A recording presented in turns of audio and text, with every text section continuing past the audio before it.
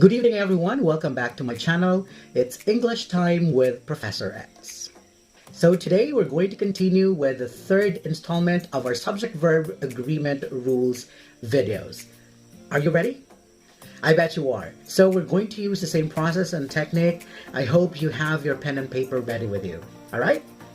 In the previous two videos, we already covered 10 subject-verb agreement rules. So this time, we're going to continue with 11, 12, 13, 14, and 15. Okay? So let's start. Again, I'm going to post here the sentences or the sentence. Then I'd let you guess the answer before I give you the explanation or the rules of SVA. Okay? Here are the first two sentences. Sentence number 1. A number of P-pop groups have continually risen for the past months. Sentence number 2. The number of P-pop groups are increasing. Okay, I'll give you 5 seconds to guess the answer. 5, 4, 3, 2, 1. Time is up. Okay, so what do you think is the answer? For sentence number 1, a number of P-pop groups have continually risen for the past months. So it's have. I'll explain later why it's have. Then for the second sentence, the number of P-pop groups is increasing. So that's right. For sentence number 1, it's have. And for sentence number 2, it's is. Why? What is the rule for this, for the following sentences? So this is rule number 11. Remember that there are two expressions here, a number of and the number of. Now, a number of requires a plural verb. Hence, for sentence number 1, it should be have, all right? And the number of requires a singular verb. Therefore, in the second sentence, the verb is singular, which is. Okay? Again, that is rule number 11. The expressions a number of and the number of. A number of always requires a plural verb, while the number of always requires a singular verb. All right, so let's proceed now to rule number 12. But before that, let's have the sentences. So I have here the first sentence. Mathematics are not my favorite subject, which is true. Next one, his politics are his own affair. So what do you think is the correct verb for number 1 and number 2? I'll give you 5 seconds. So 5, 4, 3, 2, 1. Time's up. So what do you think is the verb for number 1? The first sentence, mathematics, the correct verb is singular. It's is. Mathematics is not my favorite subject. Okay. How about the second sentence? Is it still is or are? Let's find out. Okay, his politics are his own affair. Why? What happened? So here, you need to watch out for words that appear to be plural because they end in S, but they are really singular, and they require a singular verb. Examples of these words are physics, politics, mumps, measles, etc. But how come in sentence number 2, politics is the subject and yet the verb is are? Well, if used otherwise, it should require a plural verb. So what do you mean by this?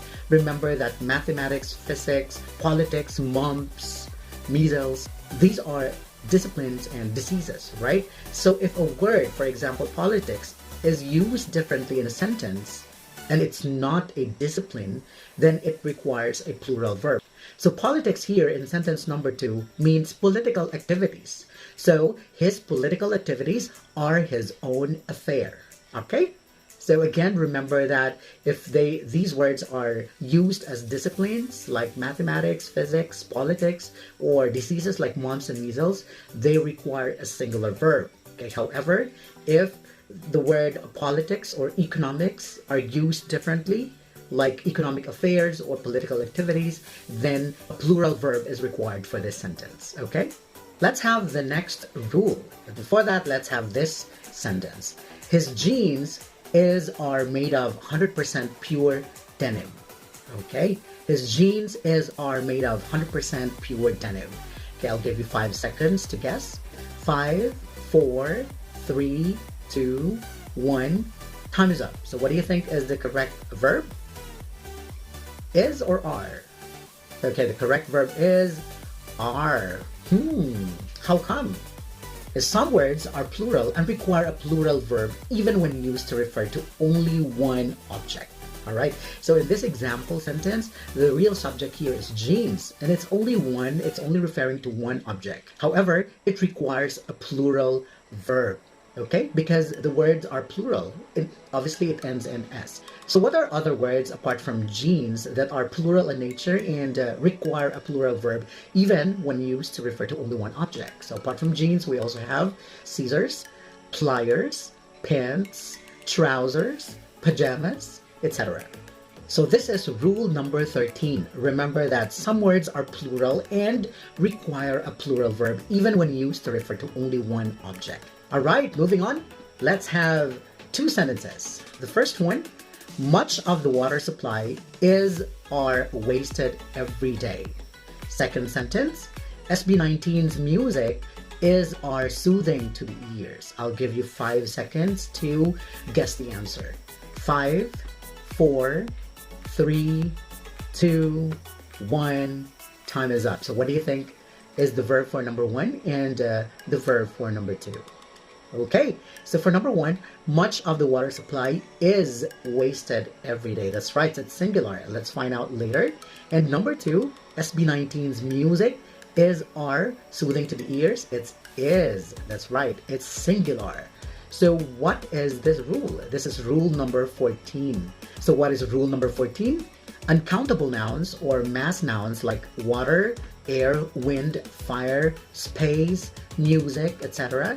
These words require a singular verb, okay? Because they are, again, uncountable or mass nouns. So for sentence number 1, the subject there is water supply, water, so that's uncountable. So that is singular. And the second sentence, the subject there is music and it's uncountable or mass noun. Therefore, the verb should be singular, is. Okay? Next, rule number 15. Okay, but before that, let's have the sentence. The class comes from different regions. Again, the class comes from different regions. I'll give you 5 seconds to guess the correct answer. 5, 4, 3, 2, 1. Time is up. So what do you think is the verb or the correct verb for this sentence? So the correct verb is comes. Yes, it's a singular verb. Why? So this is what we call collective nouns. All right, so for rule number 15, collective nouns like family, army, class, crowd, audience, herd, flock, they require a singular verb because it is taken as a whole or collectively. Now, what if I have this sentence? Okay, so I have this sentence. The faculty argues among themselves about the value of general education courses. Again, the faculty argues among themselves about the value of general education courses. So what do you think is the correct verb? Is it argue or argues? And then I made mention earlier that faculty is a collective noun, so it should require a singular verb. But for this sentence, what do you think is the correct verb?